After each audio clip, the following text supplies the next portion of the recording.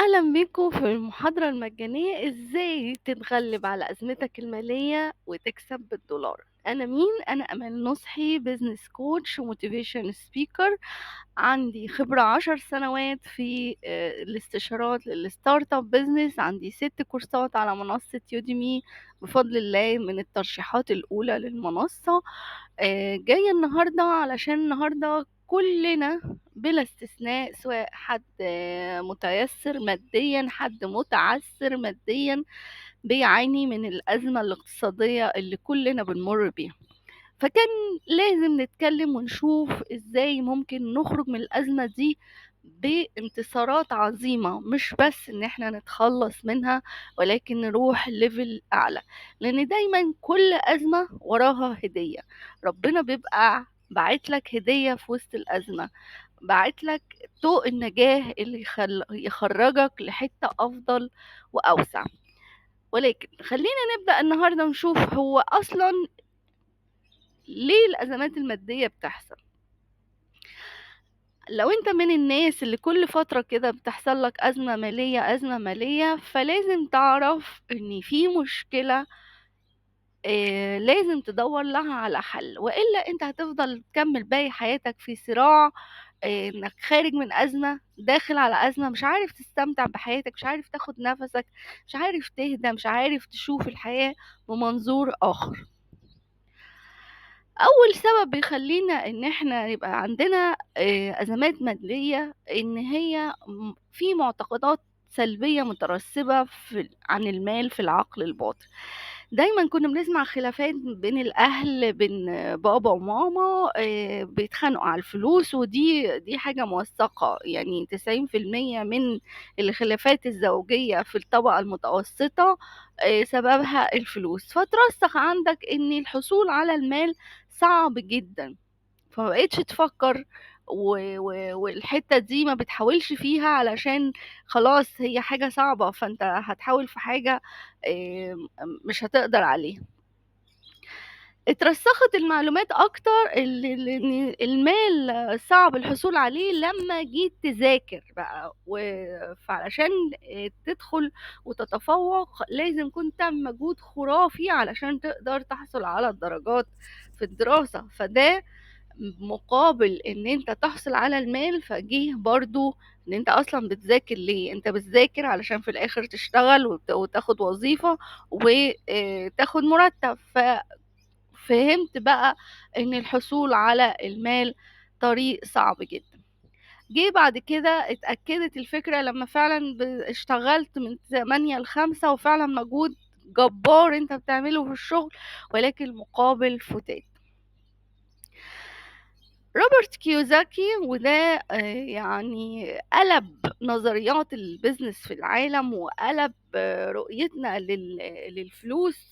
وفعلا الراجل ده عبقري، وفعلا من تحت ايده في ناس كتير جدا بقت مليارات.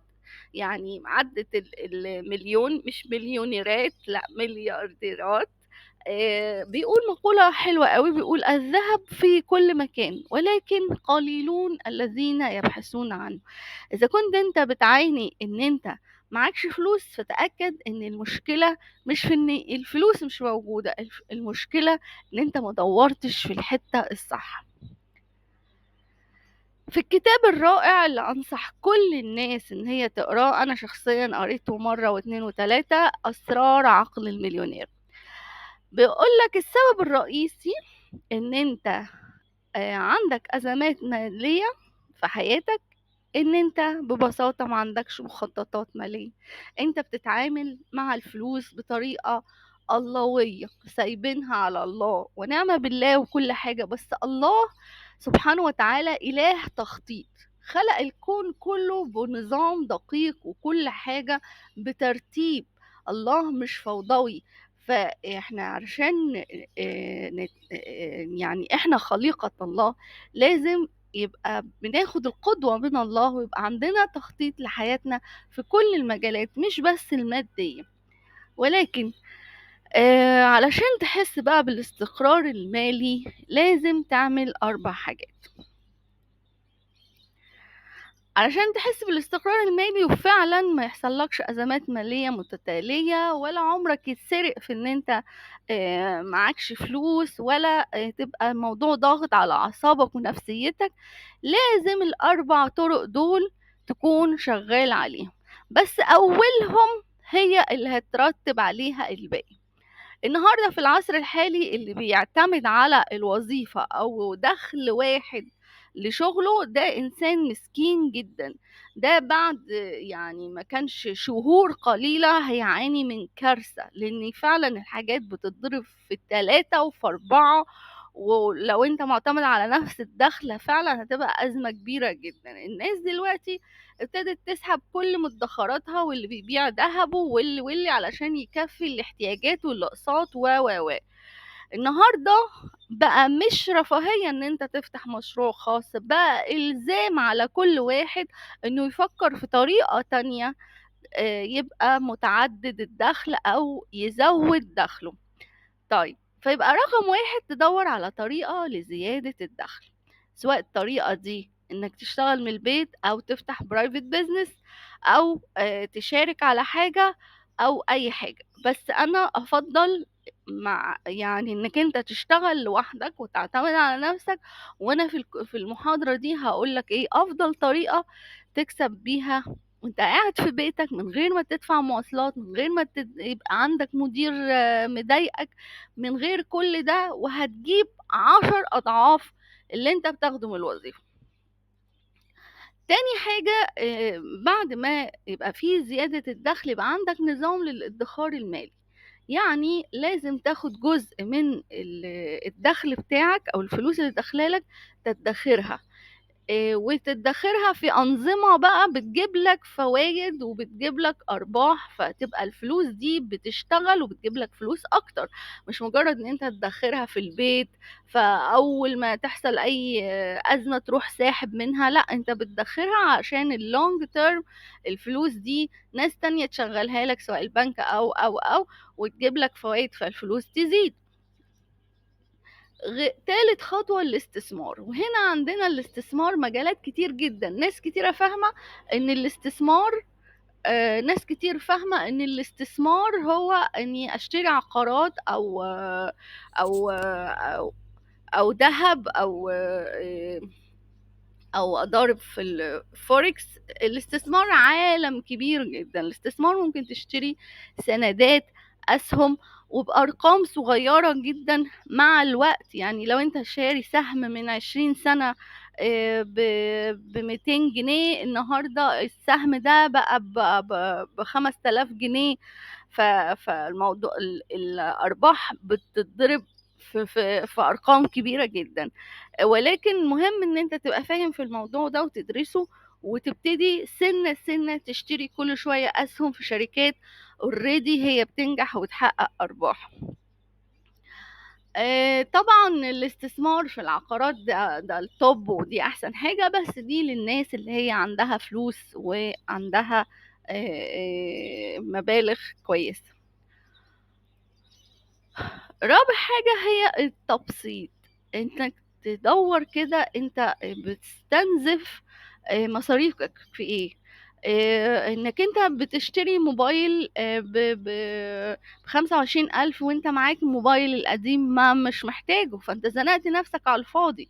انك بتشتري هدوم براندات غالية زيادة عن اللزوم ملهاش لازمة. انك بتقعد في اماكن تقدر تقعد في البدايل بتاعتها ارخص شوية وهتنبسط. يعني دور على البدايل اللي انت برضو تنبسط، لان كلنا احنا محتاجين برضو نهدى وننبسط ونستمتع بحياتنا، ولكن بالعقل.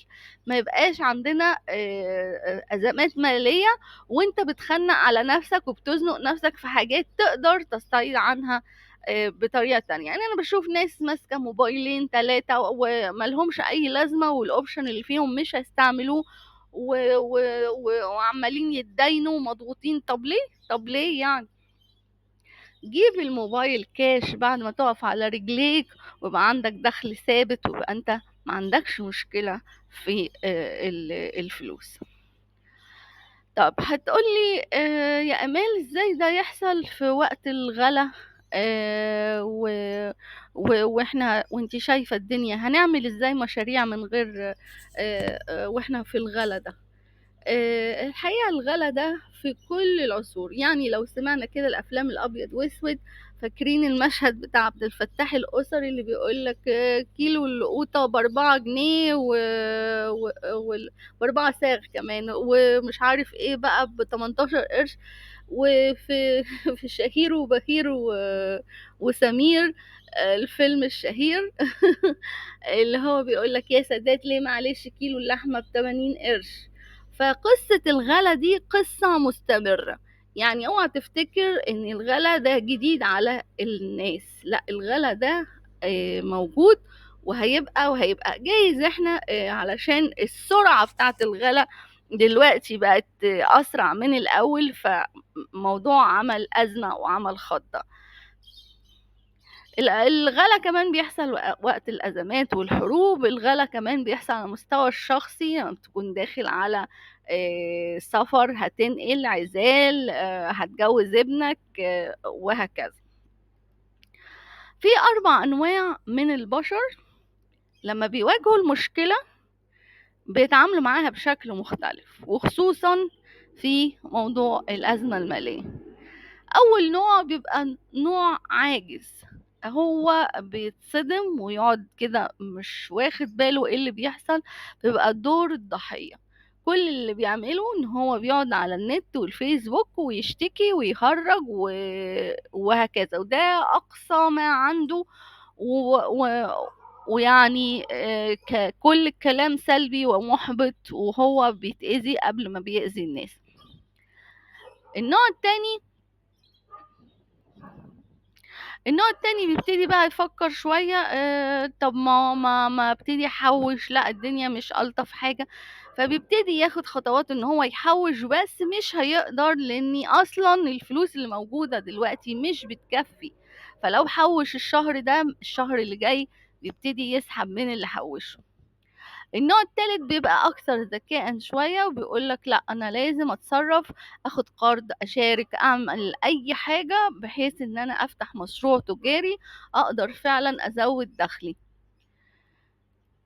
النوع الاذكى بقى، اللي هو النوع الرابع والاكثرهم ذكاء، اللي هو بيقدر يحول المحنة لمنحة ويكسب بالدولار. ليه ده أذكى نوع؟ أولا إن الشغل بالكسب على بالدولار رقم واحد، مش معظمه مش كله طبعا، مش بيحتاج رأس مال. رقم 2 من البيت ومش محتاج ان انت تصرف نص فلوس اللي بتاخدها مواصلات. رقم 3 انت نفس المجهود اللي بتعمله علشان تكسب 1000 جنيه هو نفس المجهود اللي بتعمله عشان تكسب 1000 دولار. رقم 4 انك بتخاطب شريحة اوريدي معاها فلوس، فانت مش هتعاني انك تحصل على الفلوس دي. فايه اللي يخليك تروح انت طريق مليان بالمجهود الاوفر وفي في الاخر تاخد فتات؟ لازم يكون عندك تشوف ايه افضل حاجة في المجال ده. لما تدخل اي حاجة زي ما واحد وبيجي يختار عروسة، بيشوف ايه احلى عروسة، ايه افضل عروسة ينفع مناسبة ليه يقدر يكمل معاها حياته، ايه افضل عربية لما بيجي يشتري ايه افضل عربية. فنفس القصة في اختياراتنا للمشاريع، ايه افضل حاجة ينفع تعملها دلوقتي بلا نقاش وبلا نزاع؟ هو الشغل من على النت وانك انت تكسب بالدولار. طب ايه المشكلة بقى؟ طب يعني كلام حلو وجاي سمعته قبل كده، مش هقولك انا اول واحدة قلتهولك، لكن جواك مش مصدق قوي. ليه؟ لان رقم واحد ممكن يكون انت عندك خلفية ان الكسب بالدولار ده حاجة صعبة جدا، حاجة صعبة. زي مثلا لما ناس بتقولك ان الكسب بالدولار هو التجارة الالكترونية، فناس فاهمة ان عشان تكسب بالدولار انت لازم تشتغل في التجارة الالكترونية، والتجارة يعني فلوس ورأس مال وريسك. الكلام ده مش مظبوط خالص، لان التجارة الالكترونية واحدة من 1000 حاجة ينفع تكسب بيها بالدولار. الحاجة التانية انه في ناس فاهمة ان الموضوع سهل جدا، او تصدر ليها ان انت بس هتنزل الابليكيشن ده وهتاخد الفلوس وبتاع. فالكلام ده هو فعلا نصب وفعلا مش حقيقي. فربطت في دماغك ان لا، الكسب بالدولار ده كلام فاضي وكله نصب وضحك على الدقون. الحقيقة ولا الكلام ده صح ولا الكلام ده صح. الكسب بالدولار هو بيزنس زي اي بيزنس، بيخضع لقوانين البيزنس وقوانين السوق. هنا احنا هنقارن مع بعض انك تعمل مشروع وتكسب بالدولار، او تشتغل على النت وتكسب بالدولار، ومشروع فيزيكال عادي، علشان نعرف ليه انا بقول اني اذكى طريقة وافضل طريقة للتخلص من الازمة المالية بشكل سريع هو ان انت تشتغل وتكسب بالدولار. رقم واحد، المشاريع اللي بالدولار، بعضها مش كلها ونسبة قليلة جدا بتحتاج رأس مال. المشاريع العادية مستحيل تبدأ من غير رأس مال. انت لو انت هتجيب محل لازم تجهزه مش اقل دلوقتي من 150,000، غير البضاعة، غير الديكورات، غير كل شهر هيبقى عندك مصاريف. لكن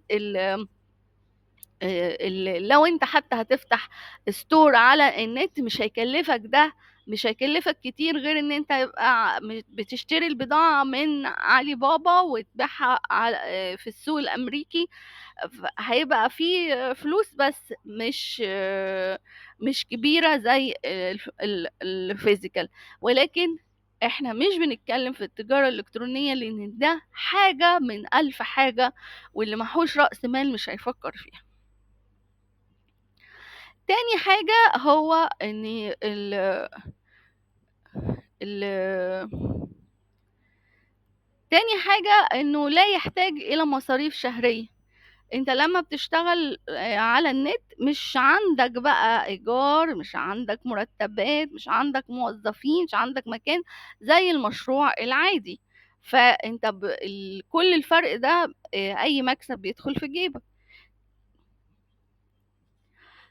تالت حاجة هو ان البيع بيبقى كل انحاء العالم. انت مش بتتخصص في حتة واحدة ولا بتتزنق في حتة واحدة، اللي هو انك بتبيع بس في السوق المحلي. لا، انت بتبيع في كل انحاء العالم. لكن المشروع العادي انت يعني فاتح في روكسي، فانت الجمهور بتاعك بتاع روكسي. فاتح في عباس العقاد، الجمهور بتاعك بتاع عباس العقاد. لكن لو انت فاتح على النت فانت في كل انحاء العالم. ولو انت بتبيع ديجيتال برودكت، انت اصلا القصة فرقت تماما. انت اصلا مفيش فلوس تصرفها من اساسه، والجمهور بتاعك في كل انحاء العالم. رابع حاجة ان الكسب بيبقى بالعملة الصعبة بالدولار، هنا بالعملة المحلية.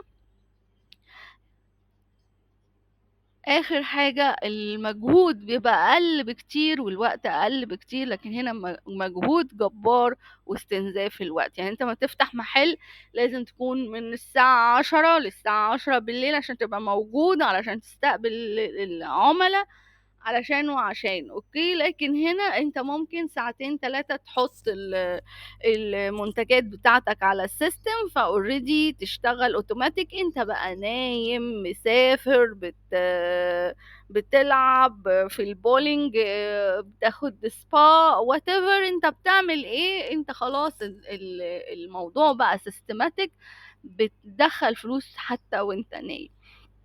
فانت بتفكر في ايه؟ مفيش وجه مقارنة.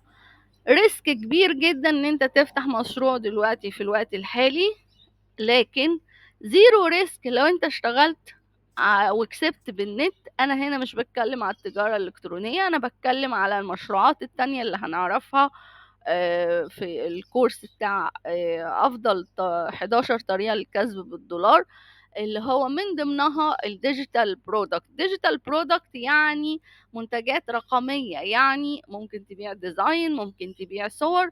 عالم واسع جدا بيكسبك احسن بكتير من المشروع العادي اللي بتبقى ضاخخ فيه أموال كتيرة، وممكن تكسب وممكن ما تكسبش. طيب خلينا بقى في الكلام العملي، ازاي تكسب بالدولار؟ طيب رقم واحد، تعرف ايه الطرق المضمونة لكسب الدولار. دلوقتي كل يوم بيطلع طريقة جديدة علشان الكسب بالدولار، فانت لازم تعرف ايه اللي موجود في السوق، ما تبقاش انت مغيب عن الحاجات اللي هي موجودة. تشوف الطريقة دي، دي محتاجة ايه ودي محتاجة ايه. فعشان كده تدخل بقى في المستوى التاني او في الخطوة التانية، ايه المجال بقى اللي يناسب امكانياتك وقدراتك. يعني في ناس مثلا عندها فلوس، فاوكي، مش وحش ومش غلط ومش عيب ان انا اجرب في التجارة الالكترونية، في الافيليت، في سوري، في الدروب شيبينج، في الحاجات دي كلها.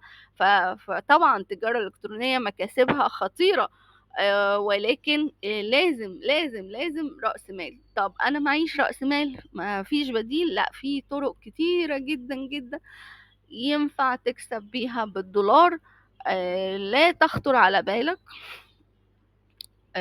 في الافيليت، في البرنت اون ديماند، في الديجيتال برودكت، في حاجات كتيرة جدا، في الفريلانس، في حاجات عالم كبير جدا.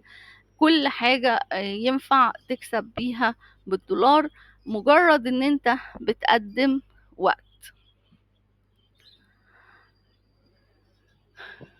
طيب تالت خطوة، انك لازم تتقن المجال ده.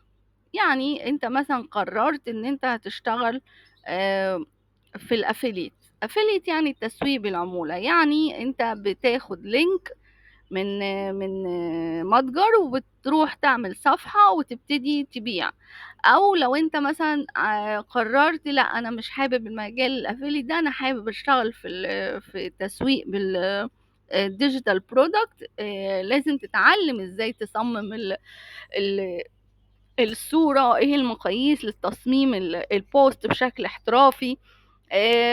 قلت لا انا بحب الفوتوز او اصور، ليه لا؟ انت تصور بس تبقى ماستر، يعني تبقى شاطر جدا، تبقى معلم في المجال بتاعك ده.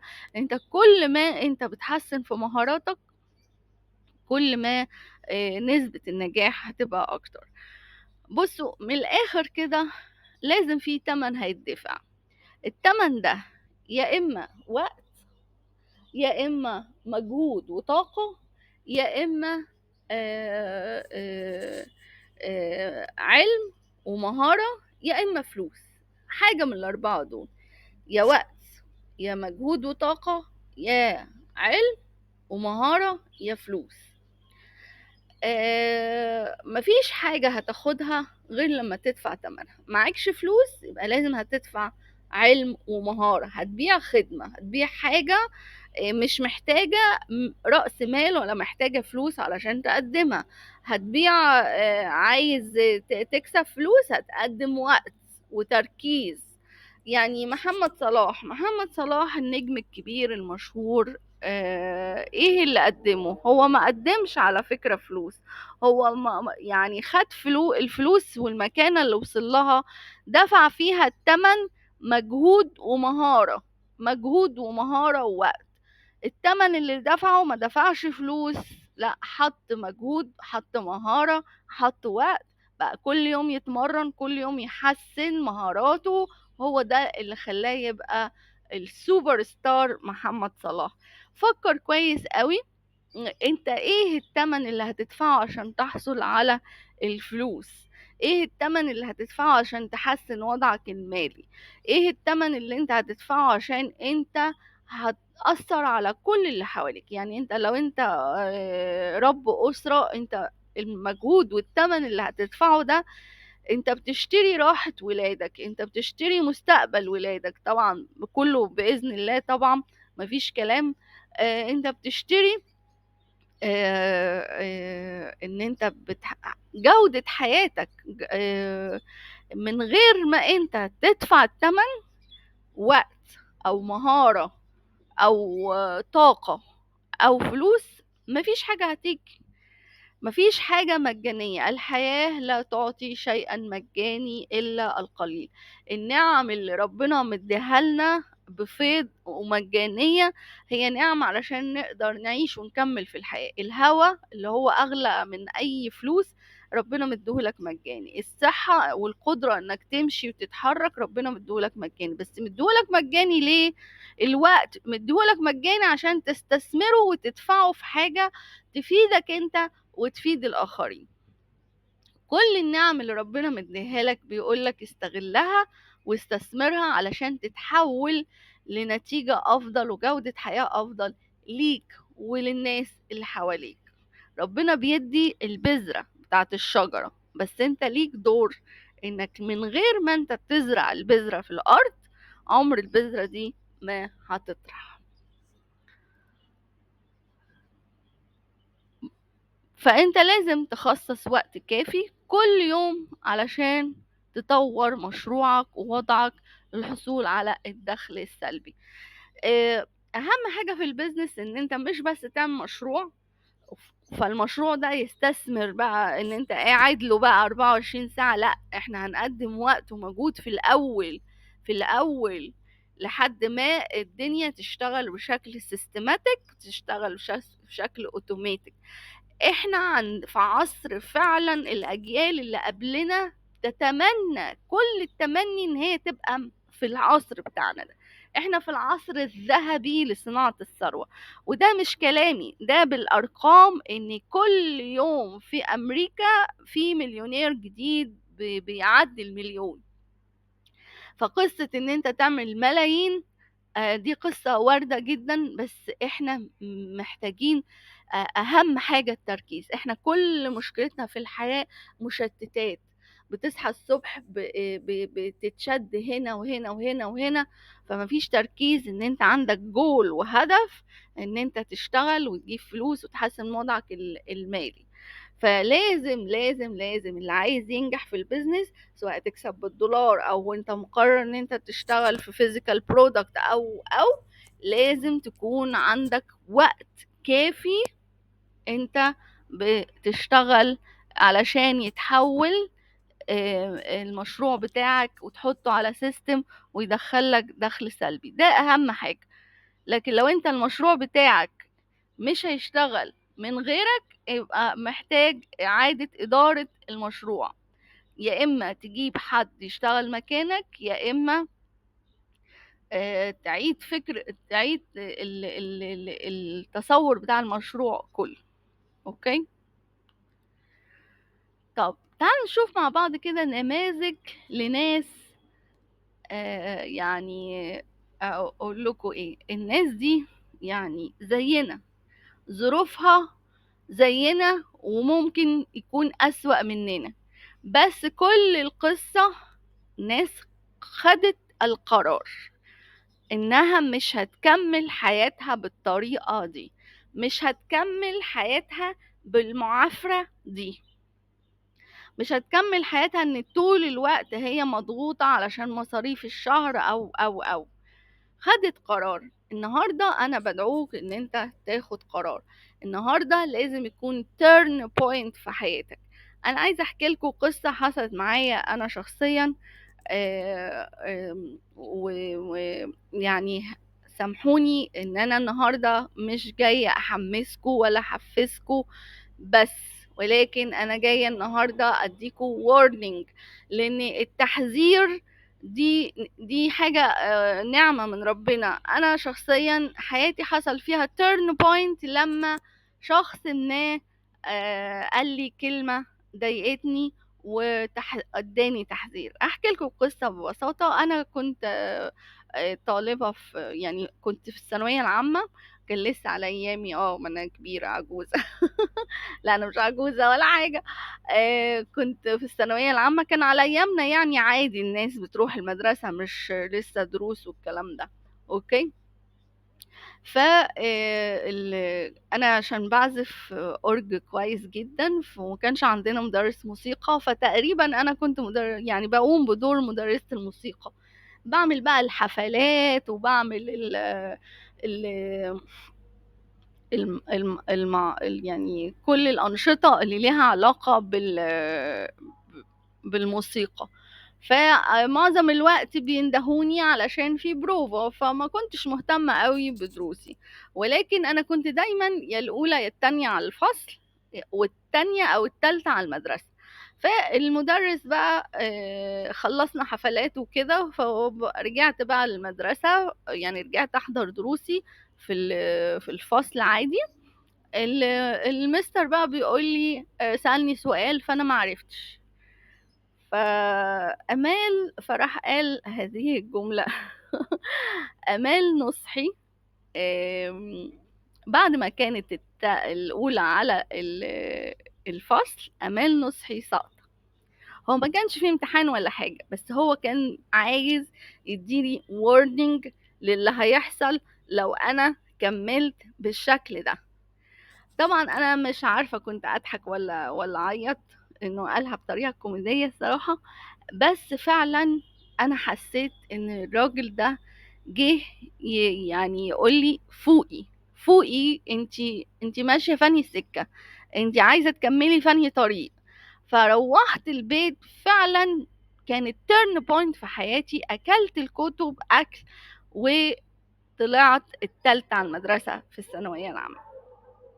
فانا النهارده جايه ب warning، والwarning ده حاجه كويسه. يعني لما بتبقى ماشي على الطريق ويبقى فيه علامه بتقولك احذر من الطريق ده، الطريق ده اخرته مش حلوه. لو انت عايز تكمل حياتك بنفس الطريقه، فتأكد ان اللي جاي اذا كان صعب فاللي هيجي، اللي فات قصدي، اذا كان صعب فاللي هيجي هيكون اصعب لو ما انتبهتش وعملت حاجة في حياتك. خلاصة القول، الموضوع بسيط، الموضوع يستاهل ان انت تاخد خطوات فيه. و آم، آم، القصة كلها ان انت تبقى واعي انت واقف فين وعايز تروح فين وازاي. تعال نشوف بقى نماذج لناس عملت فعلا ارقام كبيرة جدا بحاجات بسيطة. تعال نشوف كده. ده ببساطة ده حد عمل كتاب تلوين اللي هو زي الدودلز والحاجات دي والمانديلا والكلام ده. اوكي، كتاب تلوين عادي بيتعمل من كانفا، مفيش اسهل من كده. طب تعالوا نشوفوا هو آه، باعه بكام وبكام واحد اشترى الكتاب ده. هو الكتاب ب10 دولار تقريبا، فهو باع 8000 ب10 دولار، 8623 كتاب ب10 دولار. طب تعالوا نحسبهم كده مع بعض، ده ممكن يكون كسب كام؟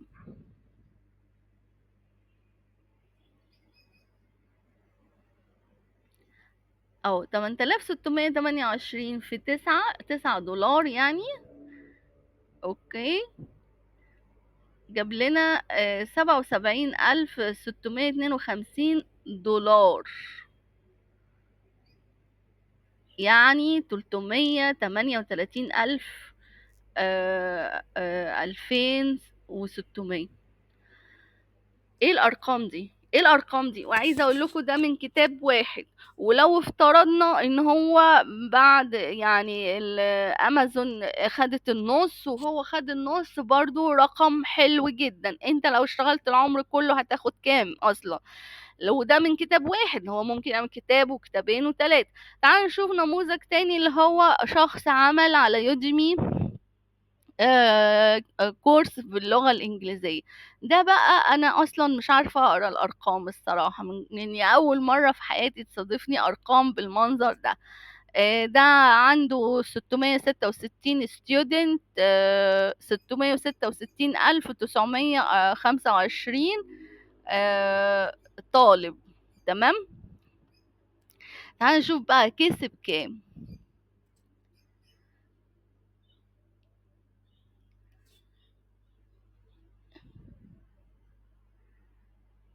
925. تمام.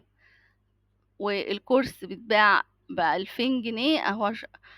آه بالمليار. مليار 333 ألف. 333 مليون. تمن. أنا مش عارفة أقرأ الرقم، أنا مش عارفة أقرأ الرقم لأنه معدي المليار. 13 مليار يا فندم، 13 مليار. دي يعني ميزانية دول، ميزانية وزارات. من بيع ايه؟ من بيع كورسات، باع خبرته، باع ال الدراسة بتاعته. ايه اللي عمله؟ ايه اللي عمله غير ان هو سجل كورس ونزله على منصة يوديمي، وابتدى يشوف ايه طرق التسويق.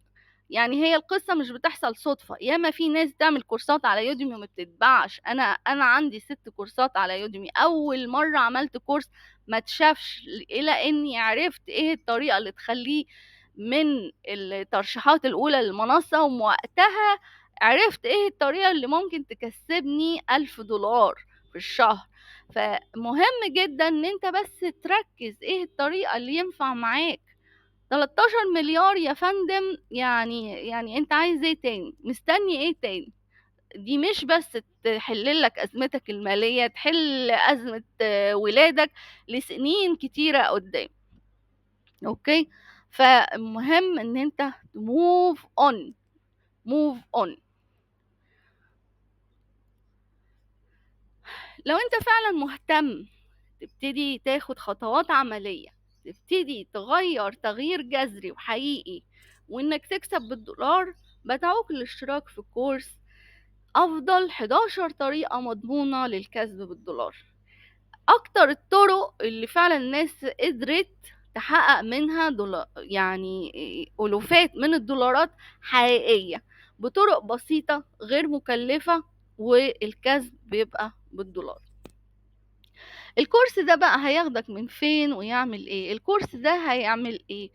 الكورس ده هيعرفك على ايه هي ال11 طريقة بالتفصيل. يعني هتعرف الطريقة الأولانية، لو احنا هنتكلم مثلا عن التجارة الإلكترونية، تجيب المنتجات منين وهتبيعها فين وهتكسب ازاي. هنتكلم عن البرنت اون ديماند، ايه المنصات اللي هتبيع فيها، وايه ايه شكل الديزاين وكل التفاصيل دي. هنعرف مع بعض ايه المميزات وايه العيوب بتاعت كل منهم. يعني هنعرف ان في طرق دي محتاجة رأس مال، دي ريسكي، دي ما نقربش منها، بس لو عايزين نعملها ناخد بالنا من ده كذا وكذا وكذا. اوكي.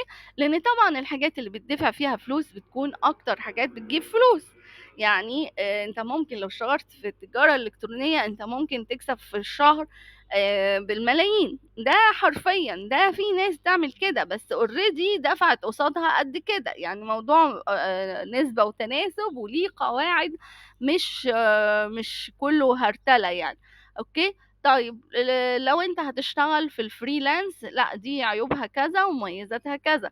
لو انت هتشتغل في البرنت اون ديماند، دي مميزاتها كذا وتاخد بالك من كذا وكذا. ايه افضل الطرق للدخل السلبي؟ انا دي تهمني جدا. انت عمرك ما مستواك المادي هيتحسن فعلا طول ما انت علشان تاخد فلوس لازم تكون موجود في المكان. الوظيفة عيبها ان انت عشان تاخد فلوس لازم تروح الشغل، لو ما رحتش الشغل مش هتاخد فلوس. الدنيا اتغيرت وشكل البيزنس اتغير 180 درجة. ف ايه افضل، انا بعلمك في الكورس ده ايه افضل الطرق علشان الفلوس تاخدها حتى وانت نايم. الكلام ده مش خزعبلات. يمكن كان من سنين لو حد قال لي انا كده انا شخصيا مش هصدق، بس ده حقيقي. يعني مثلا انت بعت صورة او ديزاين على برنت اون ديماند والناس طلبت واشترت. انت بقى موجود مش موجود اوريدي، الموقع بيطبع ويسلم وانت قاعد باشا، انت بتاخد ارباحك في البيت. اوكي. طيب إزاي تبدأ بأقل التكاليف والإمكانيات والمهارات، ودي نقطة مهمة. لمّا نيجي نبدأ حاجة علشان ما نتخنقش ونحس إن إحنا مفرهدين ومش قادرين نكمّل، فلازم تعرف إيه أقل الإمكانيات والمهارات اللي ينفع تبدأ بيها، وده اللي أنا برضه باعلّمه لك في كورس أفضل طريقة للكسب بالدولار. ولو انت دخلت اي كورس، والكلام ممكن تلاقي كتير جدا على النت على اليوتيوب فور فري، لكن مش هيقولك اهم حاجة، واللي هي ازاي بقى تسوق لنفسك باقل التكاليف. يعني ممكن جدا تبقى عارف الطريقة بس مش عارف تجيب العميل. ممكن يكون عندك افضل منتج في الدنيا بس مش محدش يعرف عنه حاجة. ففي الكورس ده هياخدك من حد ما تعرفش حاجة لحد تعرف، وكمان تسوق، وكمان تقدر تجيب أول عميل. وطالما عرفت تجيب أول عميل يبقى الموضوع بعد كده هيشتغل سيستماتيك، يبقى عندك 50 عميل 100 عميل. انت خلاص عرفت الطريقة ومفيش أي مشاكل بعد كده. حرفيا الكورس ده هيغير حياتك. هتقول فعلا وداعا للأبد للأزمات المالية. مش هتحتاج تقف في طوابير الوظيفة علشان تاخد ترقية، ولا تاخد الوظيفة وفي الآخر هتقبض بالملاليم. لو قلنا انك علشان تقدر تحقق الدخل الدولاري انك هتحتاج تاخد اكتر من كورس عشان تعرف وتقارن، وكمان بعد ما تخلص وهتاخد كورس التسويق. لا، انا مش هلففك اللفة دي. انا في كورس واحد معرفك كل الطرق، إيه مميزاتها ايه عيوبها. انت لازم هتطلع بطريقة او اتنين ينفع تعملهم، ينفع تشتغل بيهم بكل التفاصيل، واهم ازاي تسوق كمان. آه رأيك فعلا كل ده موجود في ازاي في كورس 11 طريقة مضمونة بمعنى ان في ناس فعلا قدرت تحقق دخل دولاري. انا هقولك ايه اللي انا برضو عملته وقدرت ادخل دخل دولاري، وهقولك ايه افضلهم وازاي يتعامل. اوكي، الكورس قيمته 5000 جنيه، لانك لو طبقت الخطوات هتقدر تحقق اكتر من الارقام دي بكتير. ولكن النهاردة في مفاجأة لانك انت استنيت معايا للاخر. الكورس لأول 10 هيبقى ب499 جنيه فقط بدل من 5000، يعني هتدفع 10% بس لأول 10 بس. العرض ده لمدة 48 ساعة. مش بس انت هيبقى ال الكورس ب499 جنيه، ولكن هتاخد كمان معاه هدية استشارة مجانية.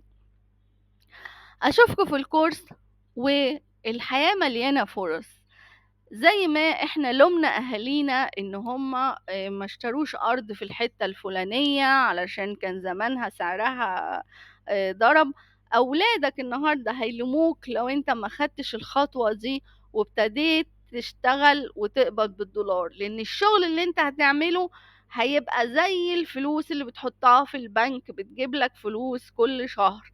زمان كنت لازم علشان تاخد فلوس لازم تحط، يعني عشان تكسب مثلا 5000 جنيه كل شهر لازم تحط نص مليون في البنك علشان يطلع لك الفوائد. دلوقتي المنتجات الرقمية والشغل اللي انت بتعمله ده هو كأنه الفلوس اللي بتحطها في البنك بتتباع هي كل مرة تدخلك فلوس. فانت كل ما بتعمل منتج كل ما انت بيبقى بتزود رصيدك في البنك. زي مثلا اليوتيوب، زي القنوات دي، كل ما انت بتنزل فيديو الفيديو ده مع الوقت ناس بتشوفه، ناس بتبعت لك فلوس، ناس بتشوفه يوتيوب بيبعت لك فلوس. فانت كأنك حطيت فلوس في البنك. ثروتك الحقيقية في معلوماتك ووقتك. ولازم تاخد خطوة علشان أولادك، وانت ما تأثرش في حق نفسك وتعيش الحياة اللي فعلا تستحقها. أشوفكوا في الكورس.